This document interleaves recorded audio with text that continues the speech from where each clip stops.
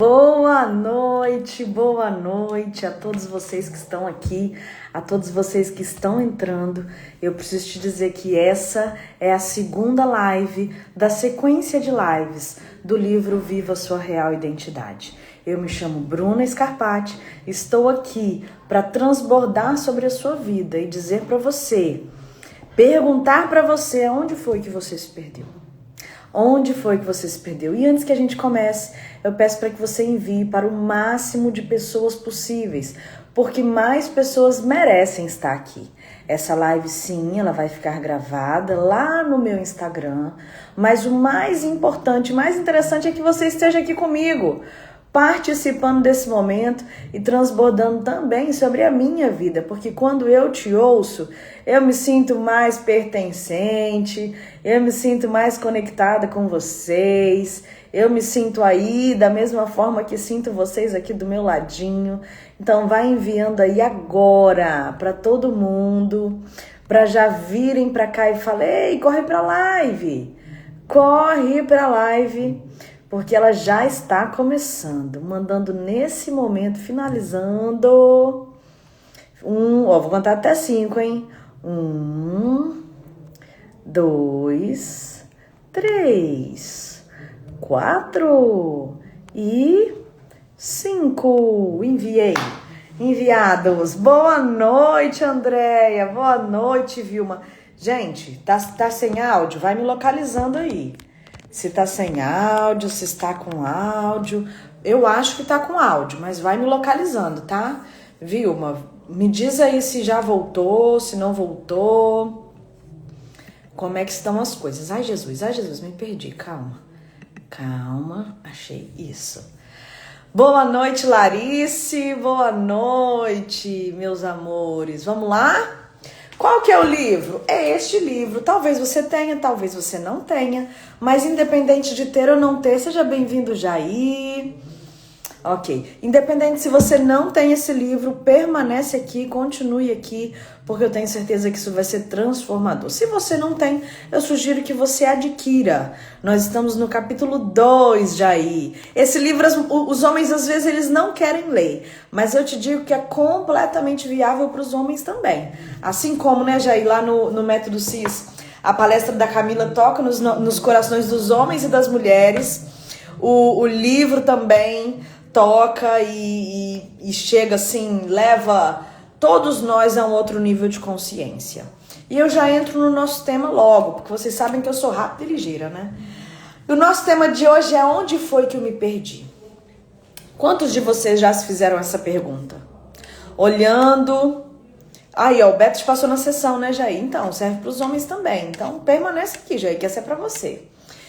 Olhando para a sua vida, olhando para a sua realidade, olhando para tudo aquilo que você já vivenciou, olhando para os seus resultados profissionais, para os seus resultados conjugais, para os seus resultados espirituais, eu te pergunto, aonde foi que você se perdeu? Essa é uma pergunta que ela não pode nos levar jamais a um cenário de vitimização, a um cenário de lamentação, não. A pergunta onde foi que eu me perdi, ela é uma pergunta que te sugere uma tomada de consciência. É uma pergunta que te sugere uma mudança de vida, uma mudança de rota. Você está numa rota e diante de um cenário diferente ou difícil, você se pergunta, opa, onde foi que eu me perdi? Mas para se fazer essa pergunta, você precisa estar primeiro dentro de um cenário de consciência de que sabe que está perdido. Porque se você não sabe que está perdido, você vai continuar no caminho. Eu já vivi isso, vocês já viveram isso? Eu faço um atendimento a uma empresa lá de Guarapari, é até da Andréia, que eu acho que ela estava aqui ainda, e as primeiras vezes que nós fomos para lá, pegando ali aquela rodovia que corta e chega lá em Guarapari, por trás, a gente errou a entrada. E quando você erra a entrada ali de Guarapari, a volta, o retorno é 2 quilômetros depois. Só que se você não perceber que está perdido, se você não tem um GPS, se você não vê as placas corretamente, você só vai perceber que está perdido muitos quilômetros depois, muitos quilômetros. Então, para eu perceber que estou perdida ou que estou perdido, primeiro eu preciso ter essa consciência de que alguma coisa está fora do lugar. A partir daí, eu sou capaz de me fazer essa pergunta: onde foi que eu me perdi? Onde foi que eu não vi? Ou aonde foi que eu deixei as coisas saírem do controle? Aonde foi que eu não percebi que os meus resultados estavam abaixo do esperado? Aonde foi que eu me permiti viver situações que eu dizia no passado que jamais deixaria viver? Onde foi que eu deixei cair aquilo que era precioso na minha vida? E eu peço para que você se faça essa pergunta agora. Aonde foi que você se perdeu? Essa questão, ela amplia e ela migra muito para um pensamento de autenticidade. Autenticidade por lutar por aquilo que você vê como precioso.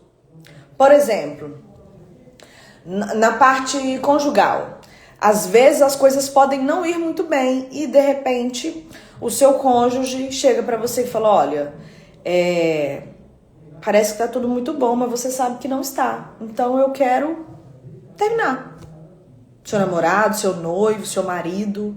Talvez alguém queira botar um ponto final e você se pergunte: gente, mas como assim? Como assim? Que de repente as coisas aconteceram, de repente foi embora, de repente não quer mais? Como assim? E aí você se pergunta isso, mas para alguém te falar isso, que quer ir embora da sua vida, essa pessoa já perdeu aquilo que ela vê como precioso. O que é que você tem de autêntico? O que é que você tem de precioso para compartilhar com as pessoas?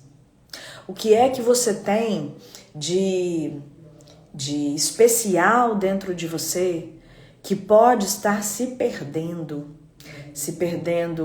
com o corre-corre da vida, se perdendo com o comodismo, se perdendo por conta das suas narrativas, se perdendo por uma ilusão criada de uma vida que nem se busca direito. Onde foi que você realmente se perdeu? Em que momento você deixou as coisas saírem do controle? Essa é a nossa grande e fundamental pergunta da noite. Para você entender aonde foi que você se perdeu, você precisa voltar no passado. Você precisa entender o que é que te faz hoje abrir mão de coisas que eram fundamentais para sua vida.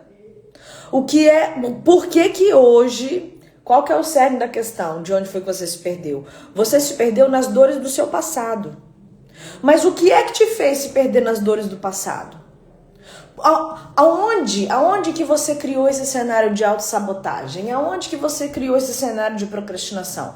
Porque a procrastinação que você tanto reclama, ela nada mais é do que um resultado de uma autossabotagem.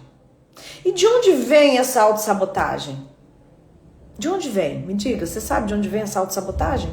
Meu querido, vocês estão ouvindo barulho? Esse barulho, não sei se vocês estão ouvindo.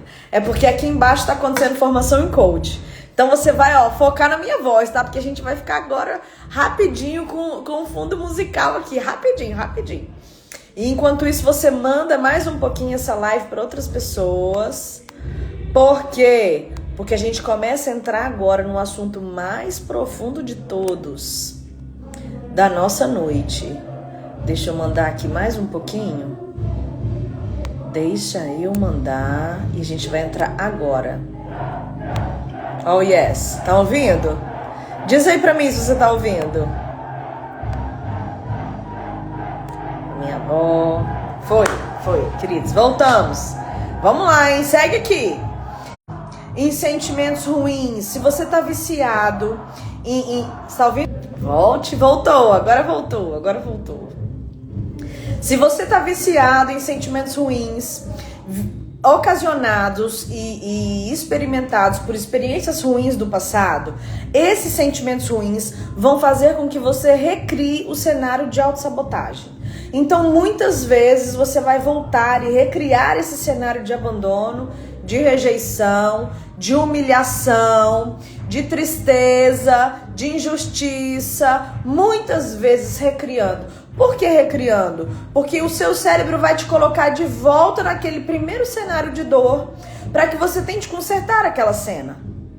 Mas isso te torna um viciado. Viciado em quê? Viciado em sentimentos ruins do passado. Compartilhando o copo do vício.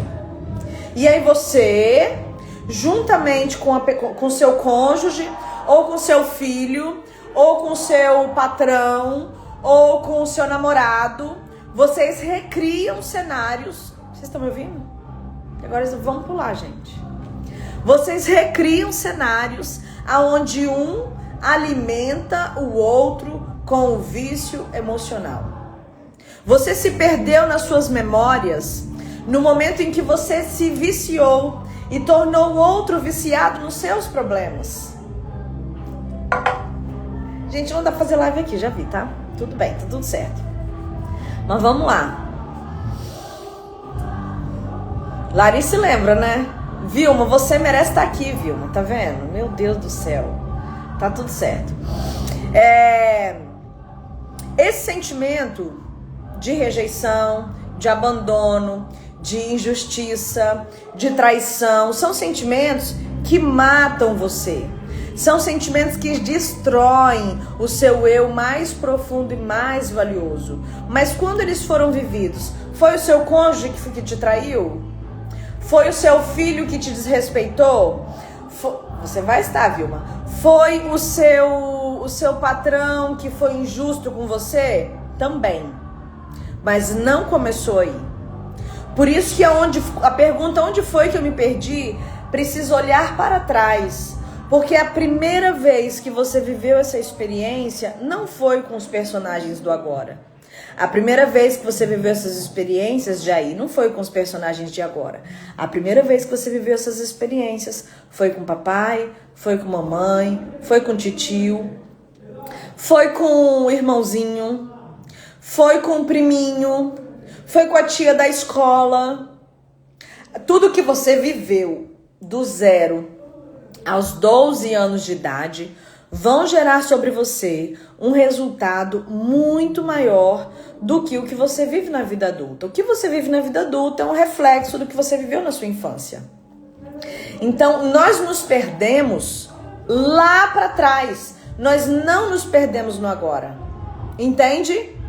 Entende o que eu tô falando? Faz assim pra mim, ó. Faz assim, ó.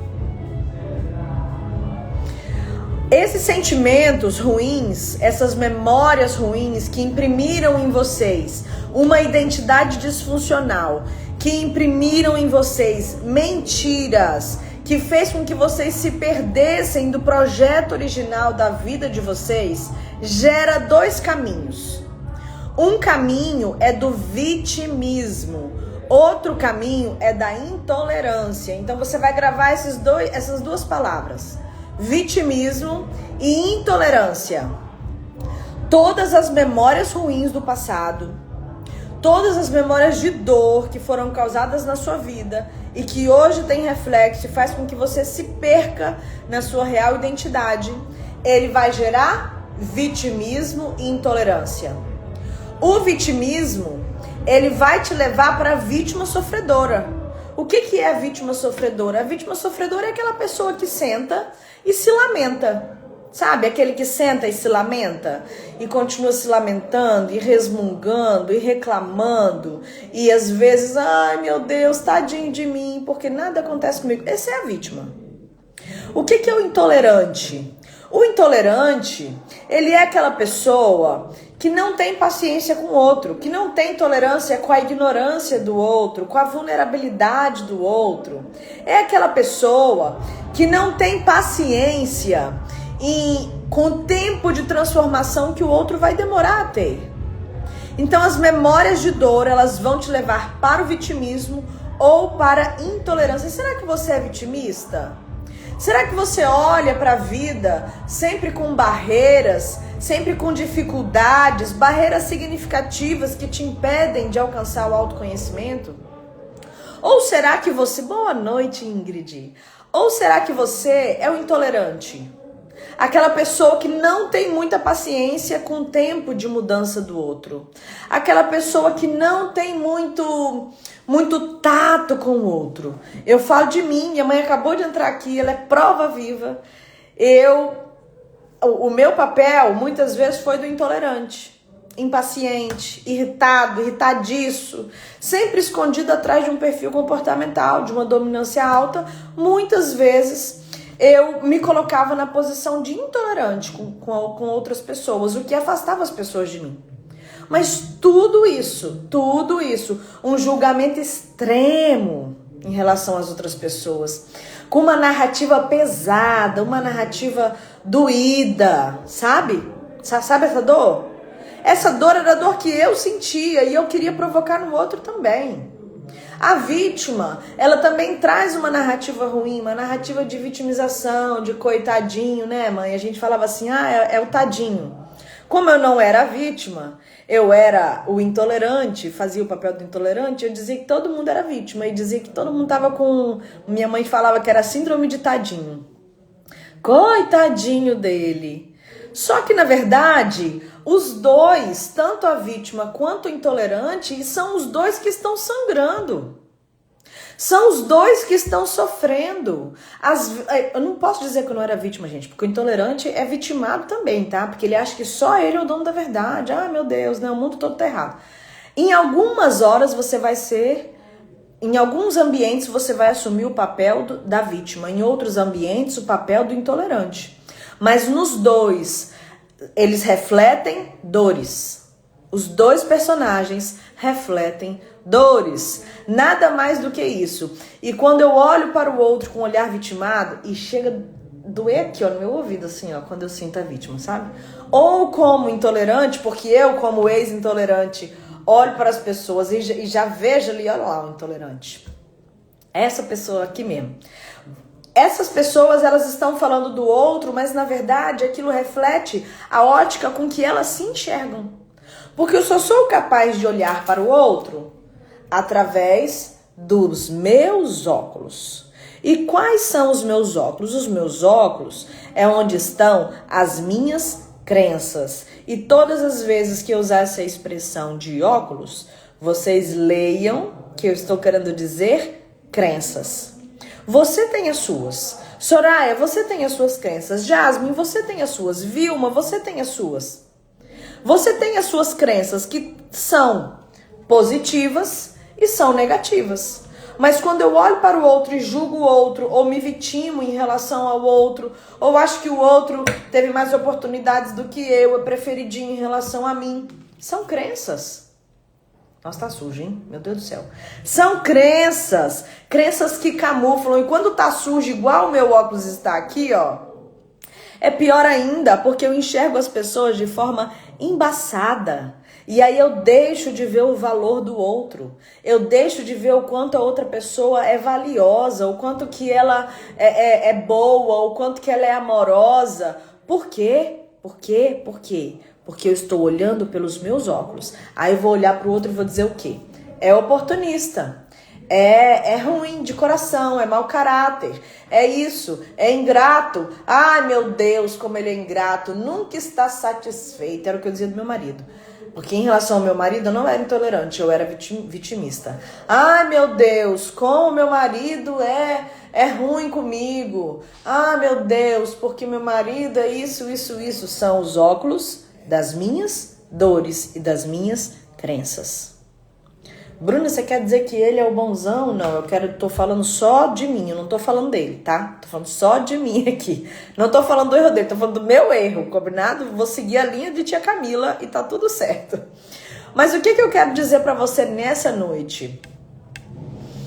O que eu preciso falar com você? O julgamento que você faz das pessoas, ele fala sobre você. Ele não fala sobre outra pessoa, ele fala sobre como você enxerga o comportamento da outra pessoa. E eu trouxe aqui alguns temas centrais de dores emocionais que você pode viver, que provavelmente você viveu e que geram manifestações comuns. E eu quero que agora você olhe para você. Por quê? Porque eu vou narrar aqui alguns comportamentos para vocês e você vai observar onde foi que você se perdeu. Talvez você seja aquela pessoa que experimentou ou se sente ou experimenta vivências e sentimentos de rejeição. Talvez você, diante de amizades, você se sente rejeitada. Talvez diante de situações você se sentiu rejeitado. Talvez diante do grupo da igreja você se sentiu rejeitado. Talvez em relação aos seus filhos, por exemplo, eu e meu marido, os dois, papai e mamãe, né, dos filhos. Talvez você se sentiu rejeitado pelos seus filhos em relação ao seu marido, achando que eles preferem um do que o outro, como se isso fosse possível. Talvez você se sentiu rejeitado em relação ao seu marido mesmo. Naquele momento, porque não te ouviu, porque não te deu atenção, ou a sua esposa, pelo mesmo motivo. Porque não te deu atenção, não te deu assistência, não te fez carinho, não te respondeu a sua mensagem. Gente, que drama, meu Deus do céu. Quantos homens e mulheres desesperados porque o marido e a esposa não respondeu a mensagem. Ai, Jesus, qual que é a manifestação comum de quem se sente rejeitado? E aí eu quero treinar vocês com um pensamento aqui agora. Atenção em mim. Às vezes você pode olhar e falar assim, não, eu não me sinto rejeitado, não tem rejeição em mim. Mas eu quero que você olhe para a manifestação e para o impacto emocional. Porque se tem manifestação comum e se tem impacto emocional, obviamente vai ter a causa. Quando você vai ao médico, você não chega para o médico dando um diagnóstico, você chega para o médico dizendo, doutor, eu estou sentindo isso. E ele vai te dar um diagnóstico. Eu falei para vocês o diagnóstico, que é rejeição. Agora eu vou dizer para você a manifestação comum e o impacto emocional que isso gera. Se você tiver essa manifestação ou esse tipo de impacto, é porque você sente, é porque você tem esse tema central, é porque você tem esse probleminha na sua vida. E agora nós vamos olhar só para o problema, tá? Você tem medo de não ser aceito? Você busca todo o tempo validação? Você se isola algumas vezes? Você tem dificuldade de estabelecer limites? Limites nos relacionamentos, limites com os filhos? Tem dificuldade talvez de dizer não? Não quer contrariar ninguém. Talvez você tenha uma dor profunda dentro de você e você não saiba de onde vem ou para onde vai. Talvez você tenha uma baixa autoestima. O que é autoestima? É estima de si mesmo. Se eu tenho uma baixa autoestima, isso quer dizer que não me amo. Talvez você olhe para você e você não se ama. Talvez você tenha um sentimento de não pertencimento. Estar num lugar e sentir que não pertence àquele lugar. Muda de lugar e o sentimento permanece. Se você tem qualquer uma dessas manifestações e desse impacto emocional, você viveu experiências de rejeição. Eu preciso dizer esse nome para você. O nome disso é rejeição. E agora, talvez você ouça isso. E eu peço que traga muito amor e vulnerabilidade para ouvir isso. Mas talvez você diga, não, ninguém nunca me rejeitou. Papai e mamãe não me rejeitaram. Não vivi isso não. Se tem sintoma, tem causa. Se tem sintoma, tem causa. Tem um outro sintoma que se chama autossabotagem. Sabe o que é autossabotagem? Autossabotagem é você ter uma vida toda organizada e ir lá e bagunçar a vida. É você ter as suas finanças todas arrumadas e ir lá e bagunçar as finanças. É você separar um dia para fazer cada coisa e ir lá e não fazer. É você pagar um plano de academia e não ir. Isso é autossabotagem. É você ter um plano de carreira profissional e não cumprir. É você estar perto de receber uma promoção, fazer uma coisa horrorosa e ir lá e ser demitido. O nome disso é autossabotagem. E como saber se eu tenho autossabotagem ou não? Analise a manifestação comum da autossabotagem. Procrastinação. Lembra que eu falei que a procrastinação é um sintoma da autossabotagem? Repetição de padrões negativos na sua vida ou nas suas finanças. O que é repetição de padrão negativo?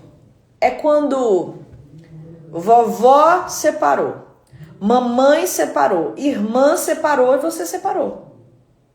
É quando vovô traiu, meu pai traiu, meus irmãos traíram, eu traí. É quando Vovó passou por agressão doméstica, mamãe passou por agressão doméstica, verbal ou física, você passou por agressão doméstica, verbal ou física. Isso é repetição de padrão, negativo. E nas finanças? Papai quebrou, vovô quebrou, titio quebrou, você quebrou. E nas finanças? Eu tô falando só do negativo, tá? Papai... Mãe, se você estiver aqui, eu vou falar do que era o meu, tá? Vamos lá. Vovó, por parte de mamãe e por parte de papai, morreram de trabalhar. Viveram a vida para trabalhar. Mas nunca tiveram grandes coisas assim. Oh, meu Deus, como é rico. Não. Mas foram o quê? Trabalhador. Porque o que tem que ser? Não tem que ser rico, tem que ser o quê? Trabalhador. Entendeu? O que aconteceu na minha vida? Cresci acreditando no quê? Que a vida era o quê? Morrer de trabalhar. Porque minha mãe também, o quê? Morreu de trabalhar, né? Não morreu não, graças a Deus tá vivíssima. Mas sempre trabalhou. Então, durante a minha infância e a minha adolescência, eu vi minha mãe trabalhando muito. Muito. Mas eu, criança e adolescente, não via o dinheiro manifestado. Eu via as coisas, eu via viagem, eu via casa, eu via carro, eu via escola particular que eu tinha. Mas eu não sentia o dinheiro. Então eu achava que a vida era o quê? Só o trabalho. Quando eu cresci, o que aconteceu? O que tem que ser? Não tem que ser rico, tem que só trabalhar. Porque só tem que trabalhar e ser honesto. E isso que importa, trabalhar e ser honesto. Papai também, morreu de trabalhar. Trabalha. Mas a sensação de ter o dinheiro não tinha. Padrões financeiros disfuncionais. E estão todos quebrados, glória a Deus, aleluia, né? Mas foi algo que foi geracional. Os meus pais não souberam disso na minha idade, então eles apenas repetiram o padrão e melhoraram um pouquinho, né? Graças a Deus. Quando chegou na minha geração, eu percebi isso. Opa, esse padrão aqui é disfuncional, está errado. Não dá para só morrer de trabalhar, tem que sentir o dinheiro nesse negócio também. E eu fazia de tudo para não sentir o dinheiro. Numa autossabotagem total. Tinha um pouquinho a mais e ela gastava tudo. Com sapato, com bolsa, com qualquer coisa que nem ia usar. Mas dava um jeito de criar uma necessidade para gastar aquele dinheiro. Isso são o quê? Padrões disfuncionais. Na minha geração, percebi, vivi os meus processos de mudança, gerei essa transformação na minha vida. E a cura que me alcançou os meus parentes para frente, porque são os meus filhos, e os meus parentes para trás. Porque se você vê a vida dos meus pais hoje eles conseguem sentir o dinheiro. Hoje eles conseguem viver uma outra vida também.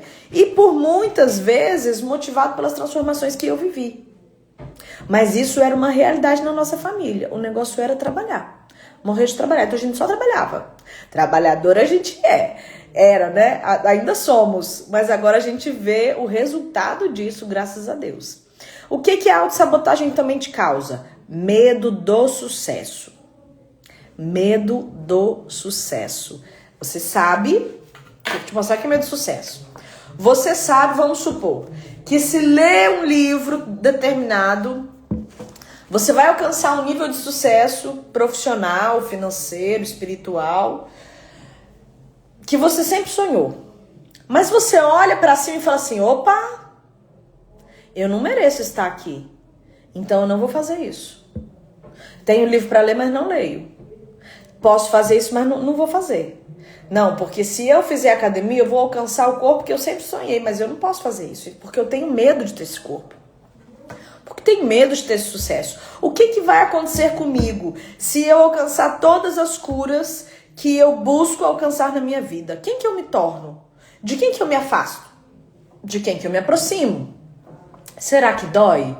Quem que fica pelo meio do caminho? Esses medos, eles são resultantes de um processo de autossabotagem. Faz sentido aí pra vocês? Pois é isso. Qual é o impacto emocional disso? Frustração, culpa, sensação de impotência e estagnação. Estagnação. Quantas pessoas, Jesus Cristo, que eu ouço dizendo, estou estagnado, me sinto impotente, não consigo sair do lugar, estou frustrado, culpado. Culpado não merece ser feliz. Ah, eu sinto isso, mas não, eu não me saboto não. Sim, você se sabota. Agora você já sabe o que é autossabotagem, tá? Então guardou aí, ó, rejeição e autossabotagem. Agora nós temos mais o quê? Perda de essência ou perda de propósito. Talvez você fale para mim ou para você, não tem propósito. Ou talvez você fale para você, não sei qual é a minha essência, não faço ideia. Eu vou te dizer o que é essa perda de propósito, o que é essa perda de essência. Ela se manifesta como um sentimento de vazio. É como faltar alguma coisa, falta de direção, falta de preenchimento mesmo, falta de se sentir completo, falta de satisfação. É você, aquela pessoa, você mesmo, aquela pessoa que vive para agradar os outros. Sabe, aquela pessoa que vive para agradar os outros? É você. Porque você vive para agradar os outros no sábado, na segunda-feira tá desmotivado. Porque na segunda-feira você tá fazendo só para você. Aí quando você tem que fazer para você, não tem motivação. Mas se eu disser que é para fazer para os outros, aí tem motivação. E eu sempre falo sobre isso. Mas não pense que é pra você, tá? Não pense assim, ela tá falando isso porque a gente conversou isso. Não, querido, querida, tira isso do seu coração. Não tô mandando recado para seu ninguém. Mas isso é uma coisa que eu sempre falo, tá? Então, pode parar de doideira.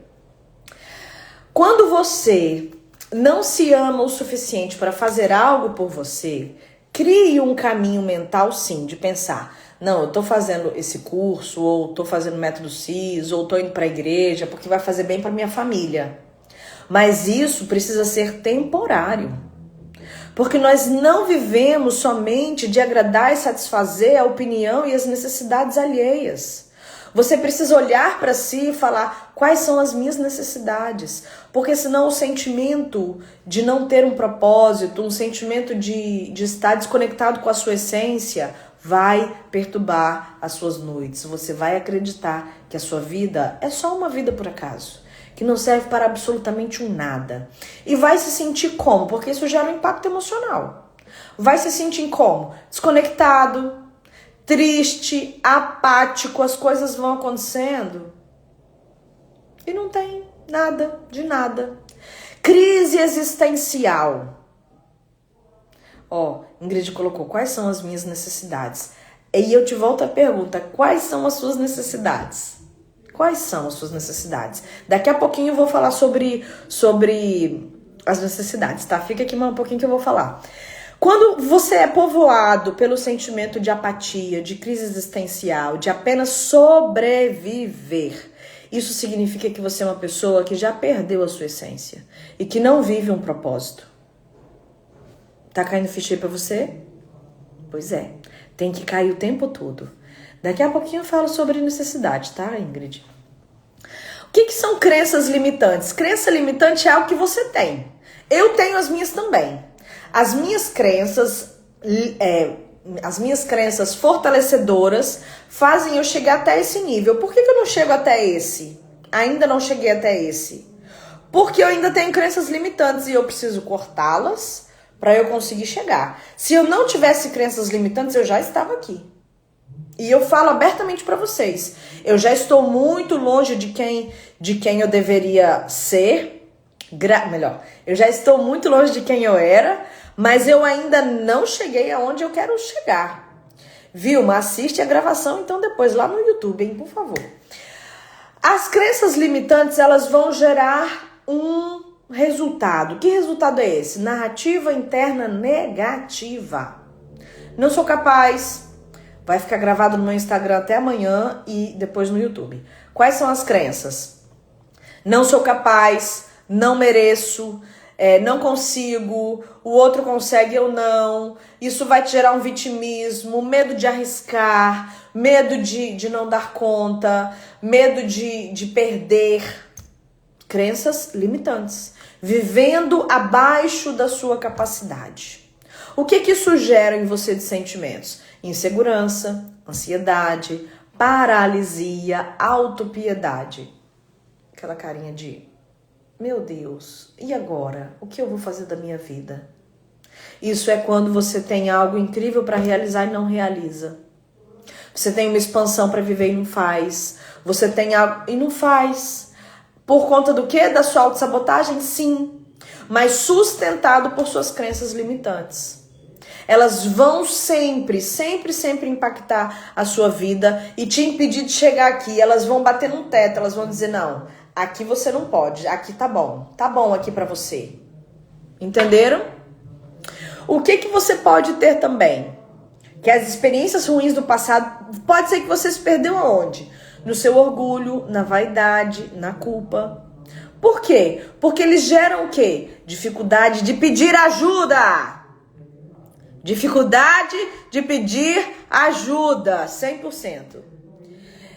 Dificuldade em reconhecer os próprios erros. Dificuldade em perdoar a si e perdoar os outros. Sim, temos vários aqui, né? Vários. Por que eu digo 100% tem? Dificuldade de pedir ajuda, dificuldade em reconhecer os erros e perdoar a si e aos outros. Às vezes você pode até perdoar os outros, mas dificilmente se perdoa. Porque o orgulho é a raiz de todo mal, querido. O orgulho é a raiz de todo mal. O que isso gera? Arrogância. São os seus muros de defesa. O que isso gera? Remorso, não arrependimento. Remorso. Autocondenação, se machuca, sabe? Se chicoteia o tempo todo, como é que fala? Pagando a penitência. E isolamento, é isso mesmo, por olhar e achar que não é suficiente. Isso porque orgulho, vaidade, culpa. Vaidade e culpa são reflexos de orgulho também, são manifestações do orgulho. A gente vai ter uma aula só sobre orgulho, tá? Vai ser maravilhosa, linda, perfeita. Qual que é o último e muito importante também sentimento, que pode ser aonde você se perdeu, uma situação que onde você se perdeu, você pode ter se perdido na negligência e na intolerância. Lembra que nós falamos sobre a intolerância? Pois é, ela pode fazer você se perder. Ou a negligência. O que é negligência? É falta de cuidado consigo mesmo.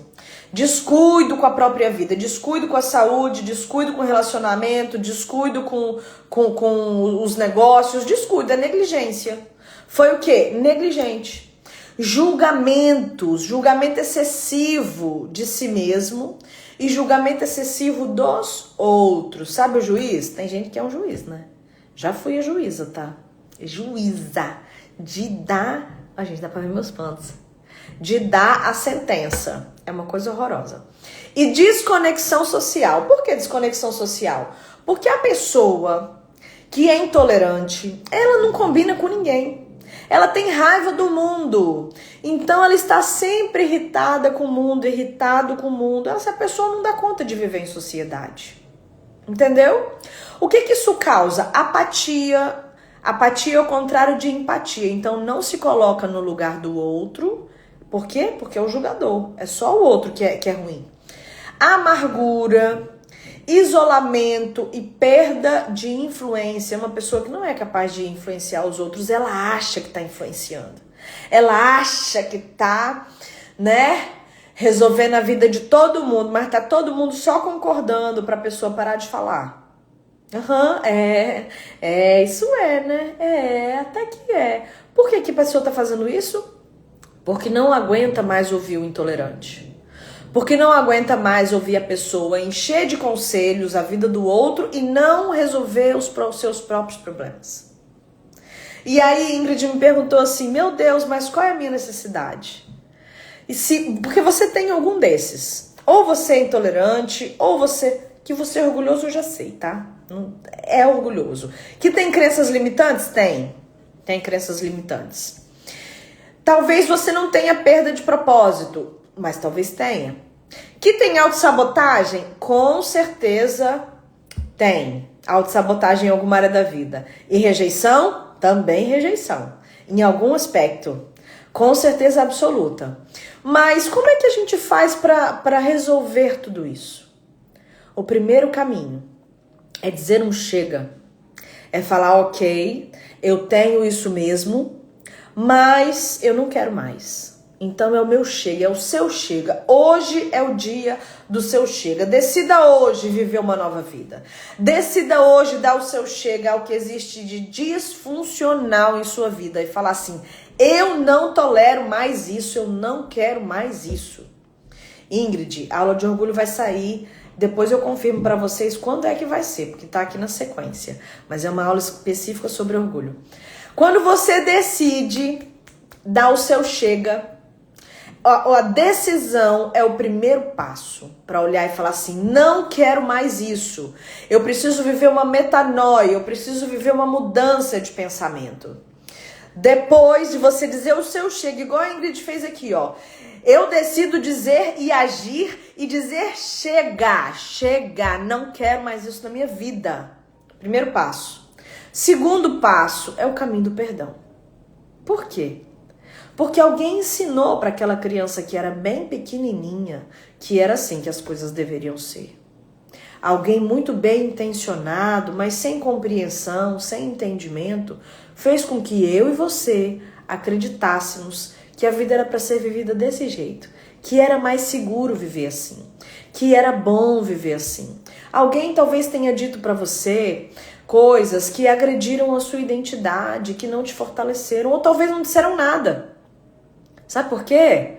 O problema de dizer nada é do mesmo tamanho do problema de dizer coisas horrorosas. Talvez você seja um pai ou uma mãe que não grita, que não berra, que não xinga, mas não fala nada. Não celebra as vitórias das pessoas. É uma esposa, é um marido que talvez não xinga, não bate, não faz nada, mas também não faz nada. Não elogia, não dá um carinho, é apático, ausente, disperso.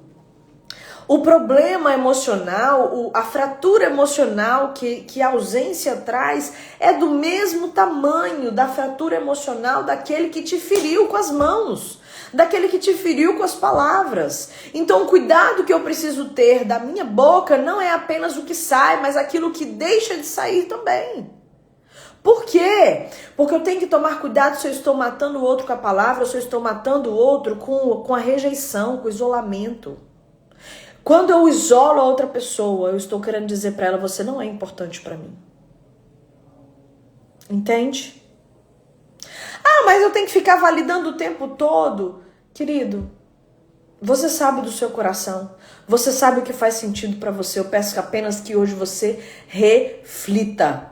A evolução pessoal, ela passa pelo caminho do perdão. E o perdão precisa ser manifestado em ações. Não é um perdão de palavras. Você precisa ser capaz de liberar o perdão, de liberar a outra pessoa para viver uma vida. E você precisa se libertar para viver essa vida. Porque quando eu perdoo, eu não estou libertando só o outro, eu estou libertando a mim.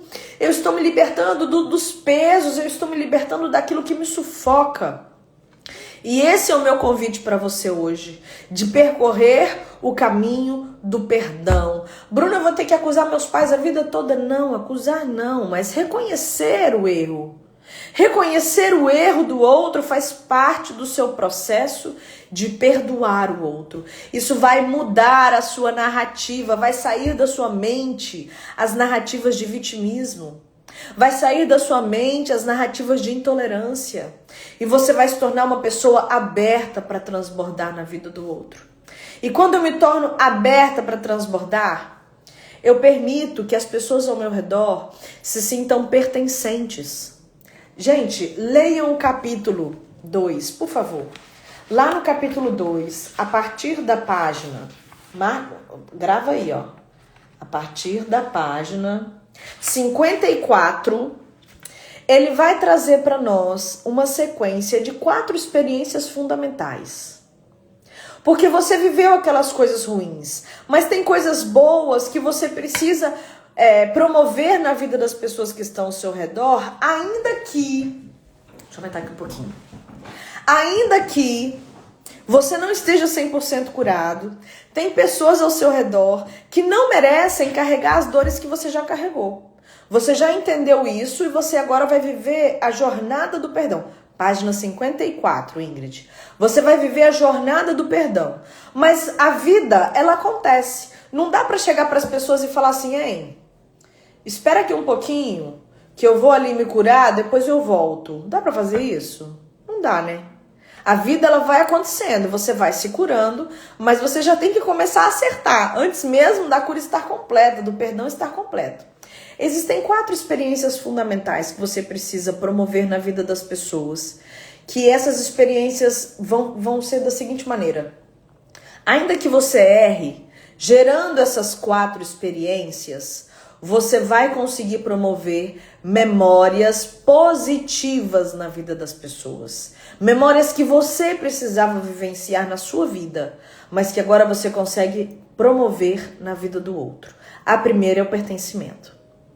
As pessoas precisam se sentir pertencentes. A memória de pertencimento é o que impede o seu filho de se tornar um marginal.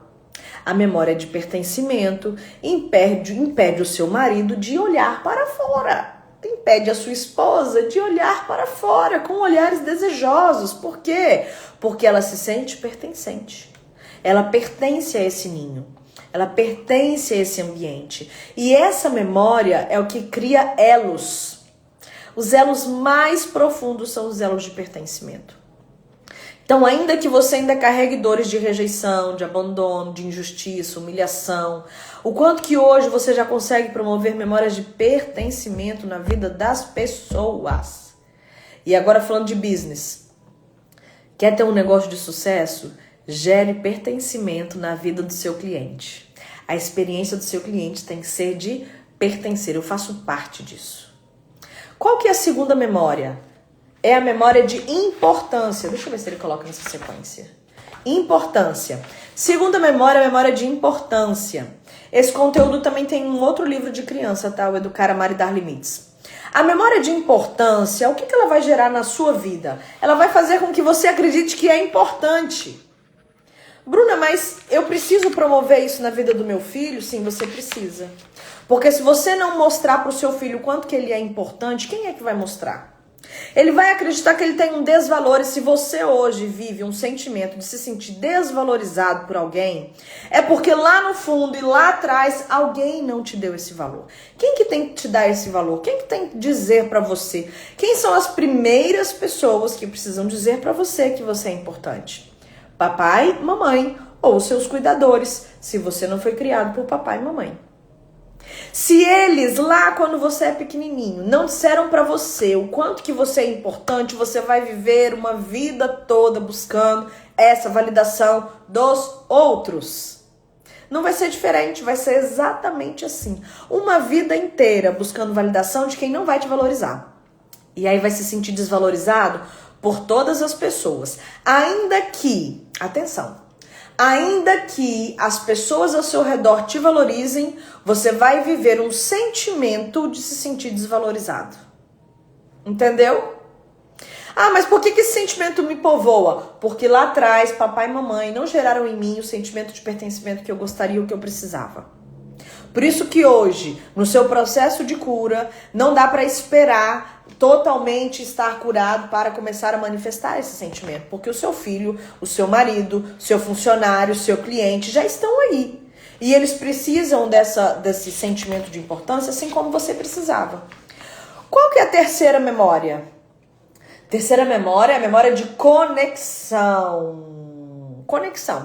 Conexão em valor. A pessoa precisa se sentir conectada, ela precisa se sentir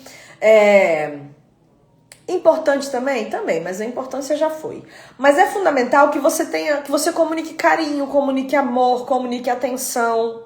Isso é uma memória de conexão com essa pessoa.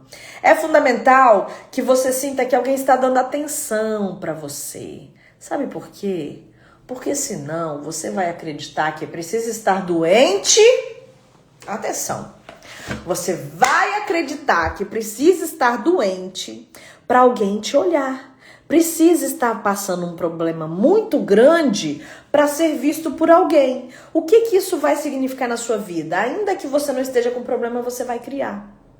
Ainda que não esteja doendo, Ainda que não esteja doendo, você vai procurar onde está a doença, aonde está a dor, porque você sabe que quando você está doente, quando você está passando uma dor, as pessoas olham para você, isso te gera uma memória de conexão. Mesmo a memória de papai e mamãe que trabalhavam demais, não tinham tempo para você, para te ver, e aí você ficou doente, e quando você ficou doente, papai e mamãe pararam e falaram: ah, meu Deus, não vou poder ir trabalhar porque o meu filho tá doente, vou ficar em casa para cuidar dele. Ah, meu Deus do céu, que maravilha, uma memória de conexão. Mas a custo de quê? A custo de quebrar um pé, a custo de ficar com dor em algum lugar. Cresceu o adulto, sabe aquele adulto que só reclama que tá com dor todos os dias? Essa pessoa. Talvez ela não esteja com tantas dores, ou talvez esteja, mas essa dor é uma dor da alma, porque lá atrás alguém não manifestou essa experiência de conexão. Ela só foi manifestada em momentos de problema. Então essa pessoa continua causando problemas para ser visto e assistido. Espero que não seja você, mas com certeza tem pessoas aqui que já perceberam em si ou em outras pessoas que conhecem alguma dessas manifestações. Entende a importância de você gerar essa experiência de carinho, de pertencimento? Recentemente, meu filho ouviu uma história do meu marido contando que quando o meu filho mais velho era pequenininho, a gente ia deixar ele na escola, ele chorava, aí meu marido não tinha coragem de deixá-lo na escola, trazia ele de volta. O meu filho mais novo, que não teve esse problema de chorar para ir pra escola, porque o mais novo é diferente, né, gente? O terceiro, o mais novo, ele é diferenciado. Ele ouviu essa história, e no dia que ele ouviu essa história, ele chegando na escola, ele falou assim: pai, eu não tô me sentindo muito bem, acho que o meu coração tá um pouco triste, eu posso voltar pra casa? Aí meu marido falou assim: ah, isso é um teste. Pode, meu filho, pode voltar pra casa. Hoje papai deixa você ficar em casa, mas você não precisa ficar doente pra isso, você não precisa estar se sentindo mal pra isso, você pode falar e a gente vai conversar.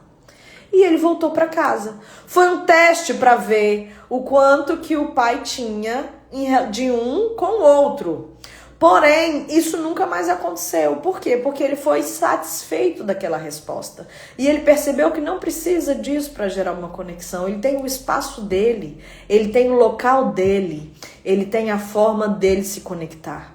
E o que é a conexão de você com as pessoas que estão ao seu redor? Qual que é a conexão de importância? Quando você, cônjuge, marido ou mulher, para tudo que está fazendo para tomar café com seu cônjuge. É quando você, patrão, para tudo que você está fazendo para tomar café com os funcionários. Não é todo dia, tá? É quando você, porque senão vira uma obrigação, aí muda o sentido. É quando você, vendedor, para poder oferecer um cafezinho para o seu cliente. Isso gera uma memória de conexão. Conexão é fundamental. Ele é um elo profundo e poderoso que precisa de um toque, precisa de pele, precisa de olho, precisa de uma fala expressiva, precisa de intensidade. Ah, mas eu não sou meu jeito, não é muito intenso. Trabalha isso, pelo amor de Deus, porque você pode ser intenso da sua maneira. Não precisa ser da minha maneira, mas você pode ser da sua maneira. E quando eu não me importo com isso, quando eu não quero saber disso, você cria adultos e relacionamentos iguais aos seus. Você atrai para sua vida pessoas com potencial destrutivo igual o que você tem. É isso que você quer? É isso que você quer atrair para sua vida? Atrair pessoas pelas dores? Atrair pessoas pelos problemas? Se não é isso que você quer, mas se você percebe que continua perdido, que continua sem direção, que não sabe aonde foi que você perdeu, decida hoje dizer o seu chega. Decida hoje começar uma nova história. O novo e grande sobrenatural está perto de você. E querido, abre o seu coração e ouve isso que eu vou te falar agora. A sua felicidade não é negociável. Não é que, eu vou ser feliz a qualquer custo. Qual é o qualquer custo? Negocia-se qualquer custo. E o que é ser feliz? Você sabe o que é ser feliz? Você sabe quais são os seus objetivos? Quais são as suas métricas de felicidade? Talvez felicidade para você, dentro do seu nível de ambição, é muito pouco. Talvez felicidade para você é comer, ter um teto, ter filhos, dar de comer para esses filhos e ter um plano de saúde. Talvez essa é a sua ambição. E tá tudo certo. Talvez você ambicione um pouco mais, mas para alcançar esse nível de ambição, alcançar tudo isso que você almeja, é necessário que dentro de você já viva feliz, porque pessoas felizes são pessoas realizadoras. Pessoas felizes são capazes de alcançar o extraordinário. Eu não preciso alcançar o extraordinário para ser feliz, mas eu preciso ser feliz para alcançar o extraordinário. Eu preciso ser feliz. Meu Deus, já tô gritando. Eu preciso ser feliz para mostrar para os meus filhos que é possível, que é necessário ser feliz. Meu filho acabou de entrar aqui. Eu preciso ser feliz para mostrar para o meu filho de 14 anos que ele é uma pessoa que tem que se valorizar e estar no meio dos melhores amigos, das pessoas que são amáveis, das pessoas que o querem bem, das pessoas que vão levá-lo à vida que ele deseja viver, que é necessário, sim, ser feliz para conquistar tudo aquilo que se deseja. Eu não posso depender da conquista para ser feliz, mas eu preciso ser feliz para conquistar. Você nasceu para dar certo. Fala para você mesmo, eu nasci para dar certo. Eu nasci para dar certo, eu nasci para ser feliz, eu nasci para viver, eu nasci para conquistar, eu nasci para ser próspero, eu nasci para ser abundante. E para isso eu vou precisar entender aonde foi que eu me perdi. Para isso eu vou precisar entender quais são as memórias fundamentais que eu não gerei em mim ainda. Para isso eu preciso entender aonde está a primeira dor, quem foram os primeiros que causaram aquela dor. Para que eu os perdoe, vai ser necessário perdoar pessoas que você já perdoou. Estamos encerrando. Perdoar pessoas que você já perdoou. Voltar em histórias que já foram mais ou menos compreendidas, mas para manifestar sobre elas o amor mais uma vez. Se desprender das memórias ruins do passado, para trazer de volta a identidade violada. Você se perdeu do plano original de Deus para sua vida, no momento em que você se desconectou da sua real identidade.